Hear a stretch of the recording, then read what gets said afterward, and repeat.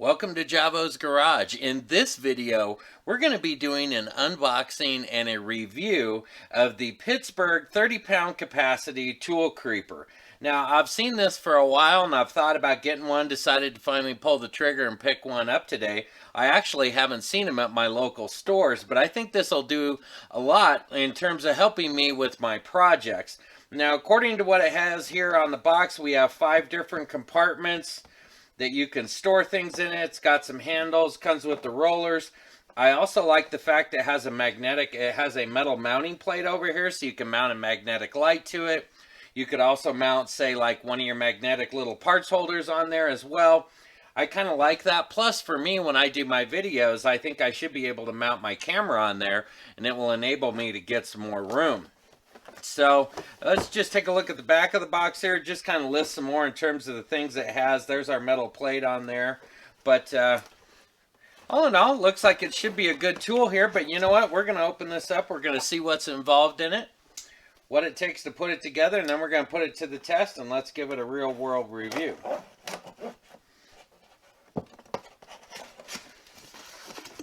And it looks like we're already opening it upside down. So I'm just going to move it like so. And here's what's included in the box. So we have a box here. I'm sure this has the casters in it. We'll double check that here in a minute. Here's our fit and finish of the creeper as it is here. And looks to be nice. We have our little protector here on our metal plate, so we'll take that off here shortly. But as you can see, it's got the handles here so you can slide it around. You can also pick it up, carry it, move it. Here's our different compartments. You have one here you can put things in. You have 2 larger ones and then 2 smaller ones here. Now if we flip it over, it would appear that our casters will thread into these here. So we'll go ahead and do that. I mean, assembly is very minimal, but it feels good. It's stiff. I can try and twist it and it doesn't twist. So far I'm impressed. So we'll open up our box here. Let's see what we have in here. And it has a little wrench, I'm sure, to install the casters with. Has some instructions. And then it has our 4 different casters that match up to our system here. So they're pretty easy. I mean, basically, it's got the wrenches. As you can see here, the casters have a hex bottom. So it comes with just a free wrench, so you can go ahead and install these on there. Why don't we go ahead and do that real quick? And we'll give it a try and see how it does. It says it has a 30-pound capacity. And I think what we'll do is we're going to go ahead and put that to the test and see how that goes. I'm going to speed this up for you. You don't need to watch me do this. Surely you can figure this part out. Just use your tool here and tighten up your casters.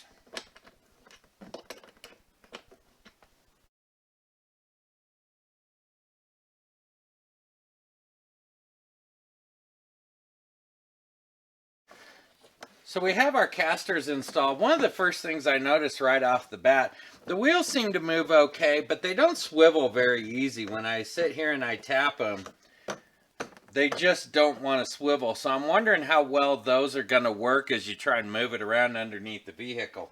Now I took the liberty, I ran over and just grabbed my can of WD-40, and I just want to see what will happen if we add a little bit of lubricant in there, maybe to those bearings, if we can't possibly get a little bit better movement. But they're greased up really well. But that does seem to move a bit better, as you can see there. So I think that does help a bit. So we're going to go ahead, we're going to add a little WD-40 to these.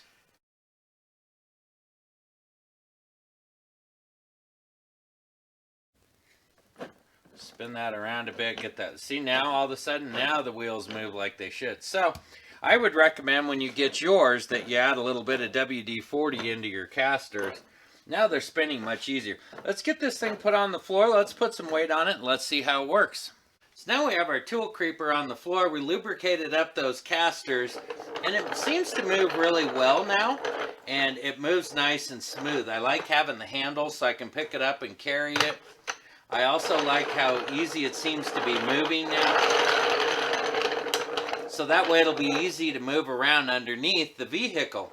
Now, one of my favorite parts I like, and especially in my case, is the fact that it has this metal mounting plate. So you can take something like, say, your light, and you can mount your light, so when you slide it up under the vehicle, you can see where you're working there. So I do have that. The other thing you can use it for is you have like your magnetic parts trays. You can mount those on there so they don't slide around. However, you do have these side pockets for that. But you do have that option.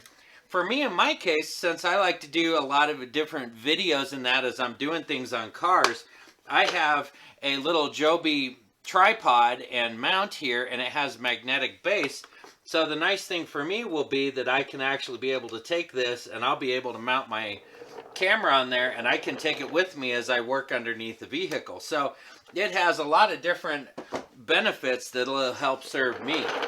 So far, I can lean on this and it doesn't give it all, and I do like that. So I think the 30-pound capacity is probably a pretty conservative amount for it, but I don't think you're going to put much more than that. But I thought for the sake of our video here that I would bring over some different tools, and I have my rigid 1/2-inch impact gun, and we'll throw that on there.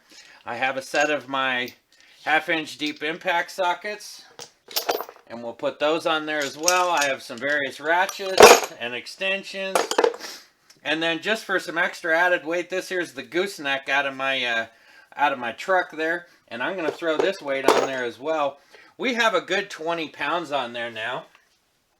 We'll mount our light, and then just for giggles, we're going to throw our parts tray on here as well. And it still moves nice and easy. And it still spins good. Naturally, it has a lot more weight in it. But it moves just fine, and it's not giving whatsoever. And it's a good parts tray. So I wanted to stop and include a bonus torture test here on our tool creeper. The more I got to thinking about it as I was looking through things, I'm not quite sure we had the weight rating that I thought we did with the tools we had. So we're going to go to the extreme now. I've asked my youngest boy here to come out and step on this here for me, and he's going to put a foot on each side. He weighs about 95 pounds. They say it has a 30-pound capacity, so we're going to do 3 times that amount, and we want to see how well this creeper is going to hold up. So go ahead, Levi. And there we have it. This thing doesn't even bend at all in the middle. He's kind of bouncing a little bit on it. This thing's held up really well. I think that 30-pound capacity rating that they have on it is quite conservative. This here is a nice creeper. Yeah, so far I'm really impressed with it. I think this is going to be a great addition to my tools that I'm going to be able to use to be able to work and to be able to just produce more content and more how-to videos for folks. So at this point, I'm going to give this a thumbs up. I think this is a great product. I had a coupon for this today, and I paid $16.99 for it plus tax at my local store. I think that's money well spent, and it's going to be something that's going to be a real convenience for you. So I'm going to recommend this one to you. And if you have any questions on it, please post those down below. If this video has helped you at all, please hit that like button for me. If you want to see more videos, hit that subscribe button. I'd love to have you stick around. Thanks for watching.